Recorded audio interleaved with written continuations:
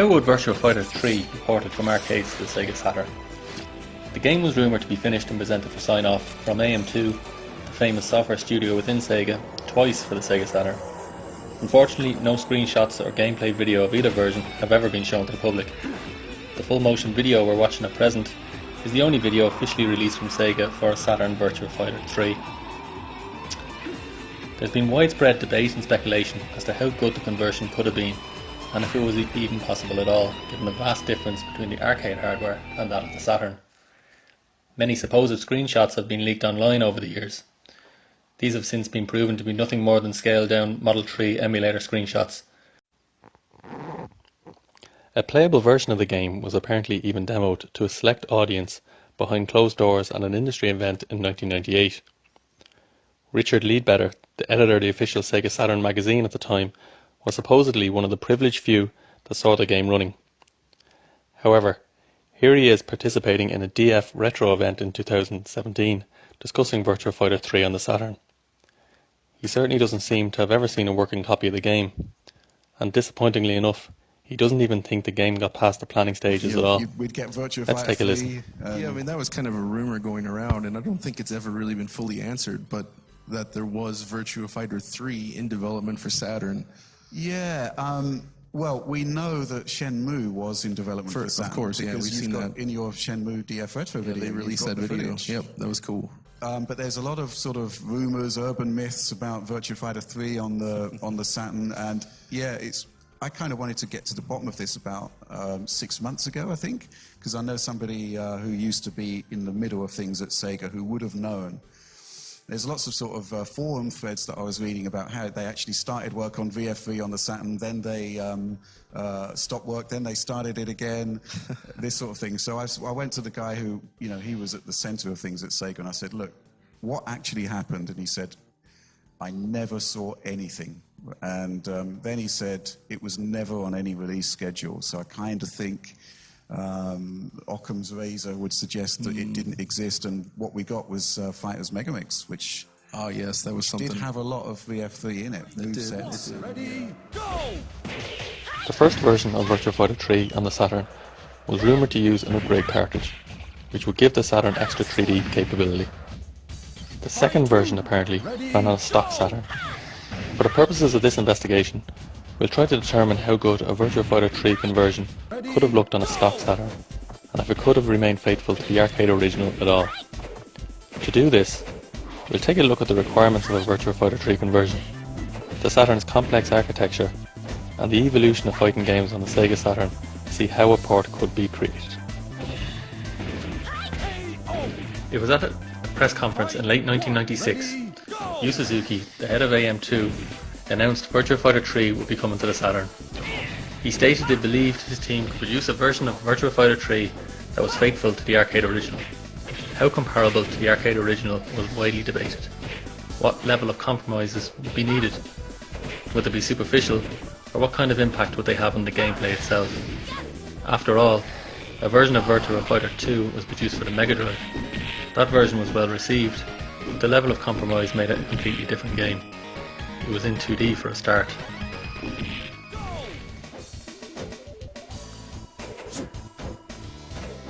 Virtua Fighter 3 was released in arcades in 1996 and was the first arcade game to run on the Sega Model 3 system board. Its graphics were groundbreaking for the time, and a substantial upgrade over the Model 2 board that powered Virtua Fighter 2. The game was the first in the series to have undulation. This means uneven ground in the stages, such as the staircase in the Great Wall stage, a stage set on top of a sloping roof, and a raft constructed of individually moving elements on bobbing water. The characters and backgrounds are exceptionally detailed, with features such as characters' eyes moving independently from their head, allowing them to track the opposing player during a fight. Characters also exhibited heavy breathing and more motion after performing moves, and their clothes were less rigid attached to their bodies. The game was intended as a true showpiece for the new Model 3 hardware.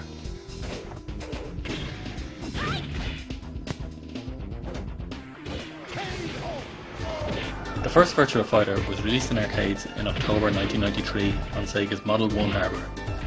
It was the first arcade fighting game to feature fully 3D polygon graphics and was critically acclaimed hit. The home conversion was a launch title for the Sega Saturn in 1994 and was a pack-in title with the system in North America.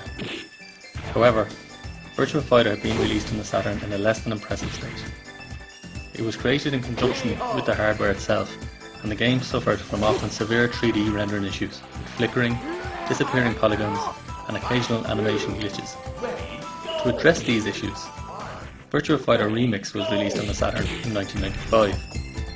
It replaced the pack-in title for the Saturn and was available free to anyone who had purchased the original title. While not arcade perfect, the characters had a higher polygon count than in the original game and were now fully texture mapped. Texture mapping allows multiple colours to be applied to a single polygon. In the arcade original, running on the Model 1 hardware, only a single colour could be mapped to a single polygon. In late 1994, Virtua Fighter 2 was released in the Japanese arcades on Sega's new Model 2 hardware. It was known for its breakthrough graphics and animation, its rendering of 3D characters and backgrounds with filtered texture mapping, and its motion capture animation technology. Motion capture animation technology had previously been limited to the healthcare industry and had never before been used in the video game industry. A home conversion to Saturn was planned, but expectations at this point were very low. The Saturn had failed to deliver an arcade-perfect port of Virtua Fighter from Model 1 hardware. How could it deliver a conversion of a vastly more advanced game on more sophisticated hardware? Another high-profile Model 2 conversion from AM2 to Saturn was Daytona USA. Graphically speaking, this game was a huge disappointment. The game contained a low resolution, a very poor frame rate of about 20 frames per second, and a heavy amount of clipping. Sometimes entire chunks of the track would appear at point-blank range. To make matters worse, Yu Suzuki, the man who'd be overseeing the Virtua Fighter 3 port to Saturn, personally approved this game to be released, according to Sega Saturn magazine. To quote, "There is no way he would let Daytona be released if it didn't successfully replicate the coin-op." The game tarnished the Saturn's reputation as a 3D gaming machine, and many gamers then decided it was inferior to its rival PlayStation. In December 1995, Virtua Fighter 2 was released on the Saturn.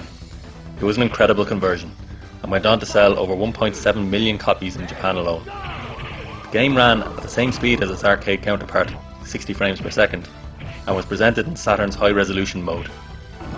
To better understand how AM2 were able to deliver such a game, and how a potential Virtua Fighter 3 could be delivered, we need to take a look at the Saturn's complex architecture.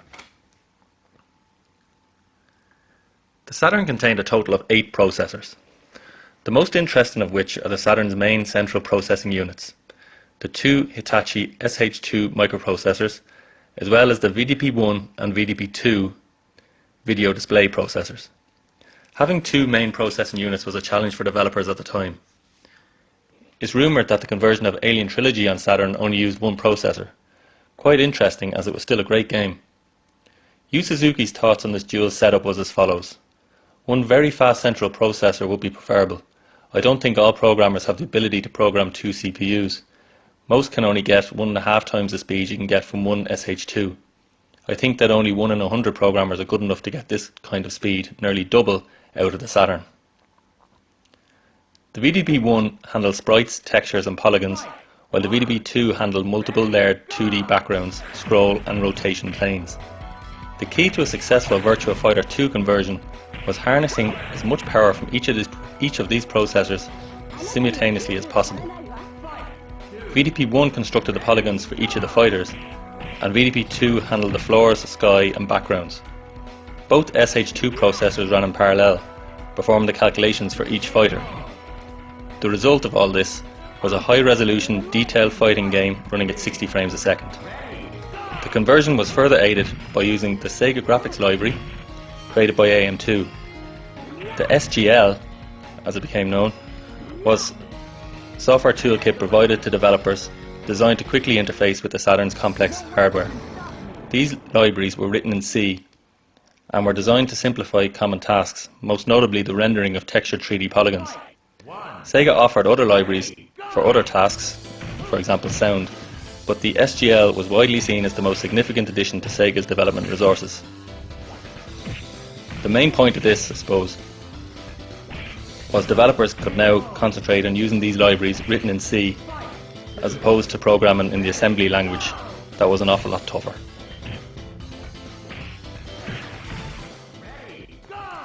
While the Virtua Fighter 2 conversion was an incredible success as discussed, cutbacks from the arcade version were present. Most notable is removal of the bridge in Shun stage. Also, and quite interestingly, the cage surrounding Wolf stage is completely removed. It seems the graphics engine is unable to create any 3D objects in the background whatsoever. VDP-1 is not being used for anything other than the fighters. A Virtua Fighter 3 game would require VDP-1 to draw undulating floors and complex 3D backgrounds. Lighting effects would also need to be added. Therefore the engine would need to be seriously enhanced to run a Virtua Fighter 3 game. Here we can see the differences between Virtua Fighter 2 Arcade and Virtua Fighter 2 Saturn on both Wolf and Shun stage.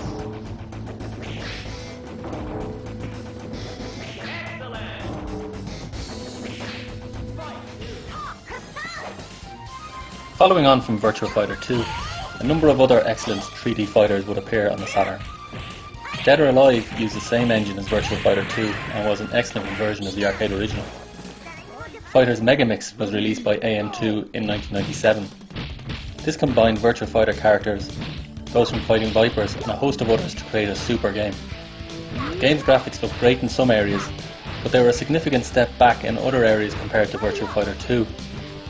The engine's lighting effects allowed for Guru shading, a method to simulate the differing effects of light and colour across an object's surface.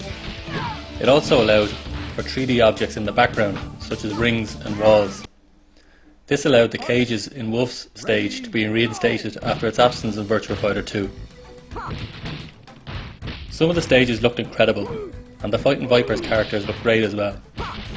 However, these improvements came at a heavy price. The game runs at a much lower resolution compared to Virtua Fighter 2, and the texture mapping is missing from the characters. When comparing the Virtua Fighter 2 stages in Megamix to their Virtua Fighter 2 originals on the Saturn, the game looks significantly worse. The characters look blocky and a far cry from their high-resolution predecessors. You can see here that Wolf stage from Virtua Fighter 3 also makes an appearance.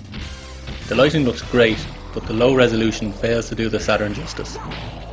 The floor is a flat surface as well, a compromise that would surely have to make it into a Saturn Virtua Fighter 3.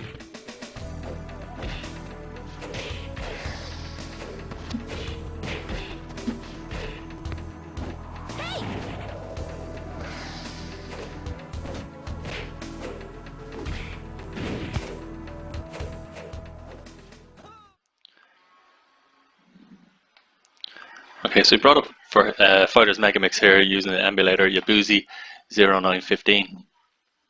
This is running on a Windows machine, and this will give us an idea of just how the game engine is holding together, what's been rendered by VDP-1 and what's been rendered by VDP-2.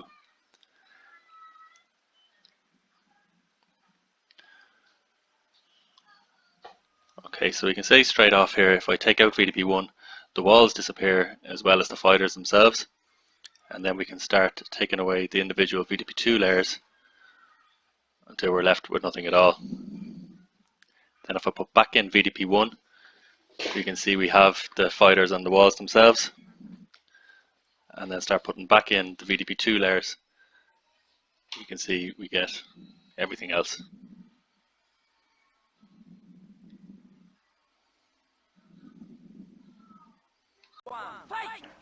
Last Bronx was released on Saturn in mid-1997 by Sega's AM3 division.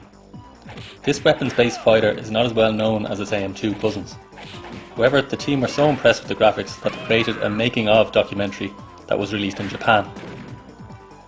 The team originally aimed to create fully 3D backgrounds, but swapped these out for 2D parallax scrolling midway through the development. The game omits the advanced lighting found in Fighters Megamix, but there are still 3D elements in the background. The resolution is higher than that found in Megamix, but not quite the highest Saturn resolution that's found in Virtua Fighter 2. The characters are texture mapped and look really great, but it's the backgrounds here that are the standout graphical feature in this game. Again, VDP-2 is used to draw the floor and multiple scrolling background layers, and the result here is a very convincing 3D world. The two indoor stages look particularly impressive, with a rotated 2D plane of VDP2 used to draw the ceilings. The subway stage can be compared to Sarah's stage in Virtua Fighter 3, and we can begin to see how this stage could possibly be constructed in a Saturn Virtua Fighter 3.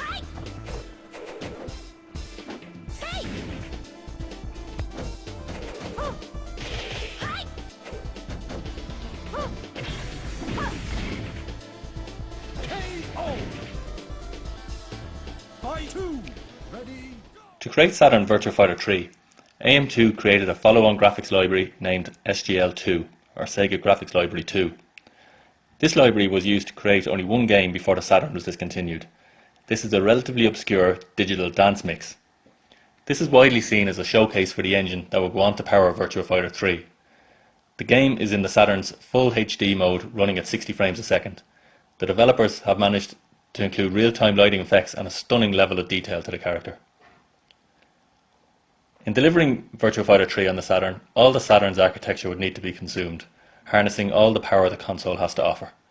That means using VDP2 to draw floors, ceiling and backgrounds, allowing VDP1 to concentrate on the fighters and maybe some simple 3D objects. Hopefully AM2 could match or better the 3D style backgrounds AM3 had managed with their last Bronx conversion that looked superb. If we take a look at Digital Dance Mix through the emulator, we can see that this is the way the engine is indeed constructed.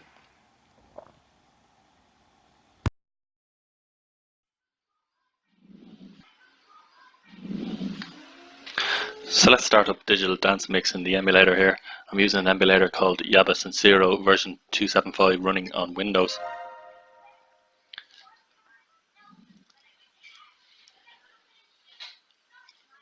So using the emulator will allow me turn off anything that's rendered by VDP1, as well as turn off anything that's rendered, all the different layers basically rendered by VDP2.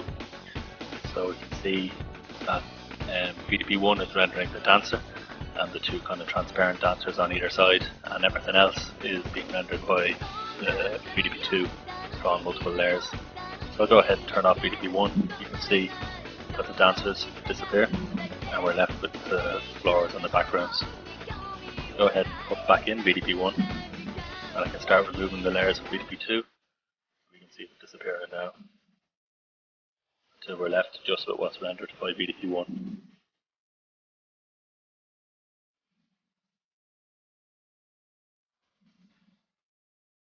So the lighting effects are also coming in with VDP1, or being rendered to the screen using VDP1. Obviously turning off VDP1, I'm left with absolutely nothing. So we'll start putting back in all the VDP2 layers.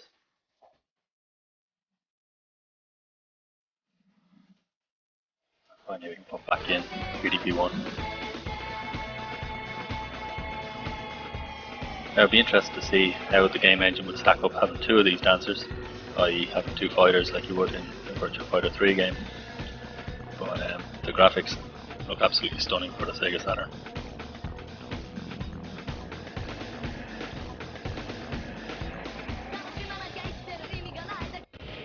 The main compromise in bringing a Virtua Fighter 3 conversion home would be the lack of varying floor levels. This is a big sacrifice, but one I believe to be unavoidable. Maybe the sloping roof could be saved, as it could be rendered as a 2D plane. However, in most cases, levels would need to be redesigned so that they're flat, taking place in front of a staircase, for example, instead of on it. The most important aspect of the game, the gameplay, could remain intact as the game is running at 60 frames a second. With high resolution graphics, texture mapped with great lighting effects, and detailed scrolling backgrounds in a 3D style, AM2 could deliver a game worthy of the title. It would be the best looking fighting game on the Saturn, and arguably of any home system at the time. With the success of the Mega Drive Mini hitting stores and a possible Saturn Mini to come, maybe there's still a faint chance we could see this game yet. Virtua Fighter 3 announced as a title on the Saturn Mini would be incredible. If you like this video, please subscribe and leave any comments below. In the next video, I'd like to take a look at how Scud Race, or Super GT as it's called in America, could have been possibly ported to the Sega Saturn. Thanks and take care.